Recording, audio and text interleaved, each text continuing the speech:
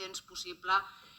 aquest programa extraordinari d'autonomia local que, com ja s'ha dit, ens ajudarà a blindar i reforçar les polítiques de caràcter social i les polítiques de desenvolupament econòmic que estem impulsant des dels ajuntaments per garantir la igualtat d'oportunitats en els nostres municipis i en el nostre territori. Crec que ja s'ha dit, i s'ha dit per les intervencions que m'han precedit, que hi ha una problemàtica de fons que afecta l'estructura de finançament del món local, que s'ha de resoldre per diferents vies. Així s'ha expressat recentment la Federació de Municipis de Catalunya i, si no vaig errada, també l'ACM, que hem de resoldre aquest problema estructural. Però jo crec que el que avui fa la Diputació de Barcelona és quelcom molt important, que és estar al servei dels 311 municipis per garantir precisament l'autonomia local i blindar la qualitat del servei públic que es presta des del principi de subsidiarietat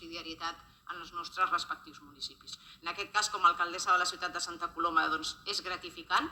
perquè estem en un moment complicat, tancament de pressupostos, tancament del pressupost del 2023, dibuixar les grans línies del programa d'actuació municipal d'aquest mandat,